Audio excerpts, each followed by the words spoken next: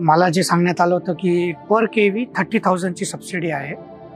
Quotation wise मी सांगतो 19-20 जास्त फरक पडणार नाही. स्ट्रक्चर आहे तो कुठल्या क्वालिटीचा आहे, गॅल्वनाइज्ड, ऑलमोस्ट 78,000 सबसिडी असल्याने वी वेंट फॉर 3 केवी.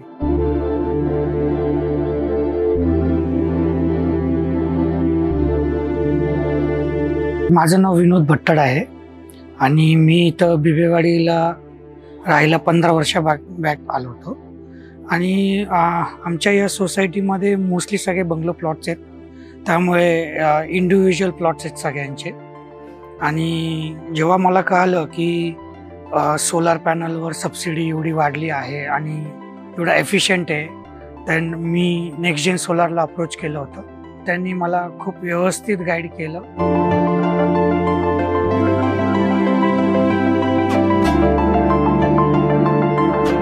मला जे सांगण्यात आलं होतं की पर केवी 30,000 ची सबसिडी आहे आणि अप टू 3 केवी सबसिडी आहेत. म्हणजे 3 केवी पर्यंत 78,000 मॅक्स आहे. म्हणजे 3 केवी घ्यावा, 5 केवी कुठलेही घ्या, 78,000 मिळेल.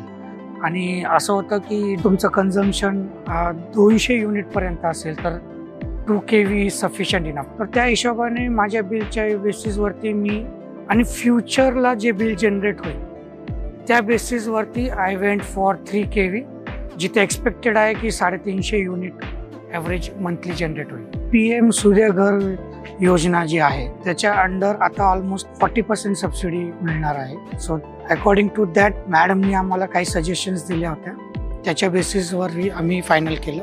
ऑलमोस्ट 78,000 सबसिडी असल्याने we went for 3 KV.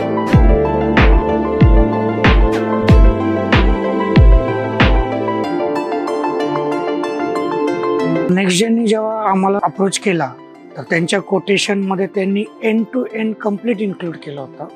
Right from installation, MSEBला अप्रोच करणं, डॉक्युमेंटेशन करणं, ते साईट पोर्टलला लॉग इन करून सगळ्या अपडेट्स देणं, सगळं हॅसल फ्री होतं. सगळं नेक्स्ट जेन सोलारनी बघितलं. एक्सेप्ट फॉर OTP आम्हाला काही बघावं लागलं नाही.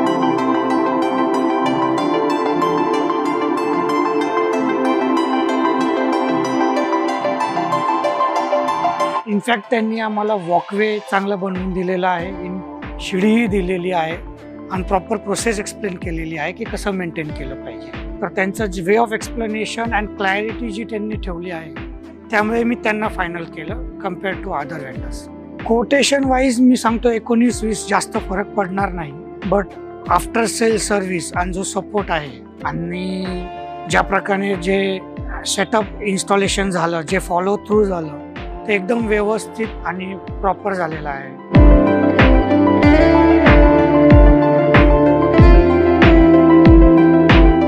लोक नुसतं कॉस्ट बघतात, पण आफ्टर सेल सर्व्हिस किंवा जो स्ट्रक्चरचा मटेरियल आहे त्याची क्वालिटी आहे ते पण बघितली पाहिजे. काय टाईपचा तुम्ही इन्व्हर्टर बसता, तुमचा जो स्ट्रक्चर आहे तो कुठल्या क्वालिटीचा आहे, गॅल्वनाइज्ड, मग तुमचं ते रस्ट फॅक्टर, असं क्वालिटी पण कॉम्प्रोमाइज झालेली नाही पाहिजे. नेक्स्ट जेन सोलारला रिकमेंड केले माझ्या सोसायटीमध्ये 4 लोकांना. The reason is clarity of project, timelines आणि कुठलाही हिडन कॉस्ट इन्क्लुडेड नाही आहे. जे आहे ते तुमच्यासमोर क्लिअर आहे. तुमच्या काही डाऊट्स असतील, काय असतील ते एकदम क्लिअर केल्या जातात आणि इवन द सेटअप एकदम हॅसल फ्री आहे. आम्हाला कुठेच काही अडचण आली नाही किंवा आम्हाला कुठलंच काही गोष्ट लपवण्यात आलेली नाही. आपल्या पुण्यामध्ये बरेच इंडिव्हिज्युअल, ॲटलिस्ट पेठ एरियामध्ये बघा किंवा बिबेवाडी एरियामध्ये अजूनही बंगलो प्लॉट्स आहेत.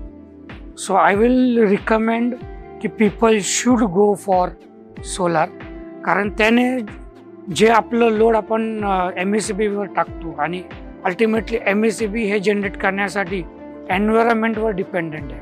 कोल बेस्ड वगैरे जे लोड जनरेट होतो, ज्या प्रकारे पॉप्युलेशन वाढलंय, ज्या प्रकारे डिमांड वाढलंय, तो लोड शेवटी कुठं ना कुठं एन्व्हायरमेंटवर येत आहे. That's why I would recommend that people should go for this.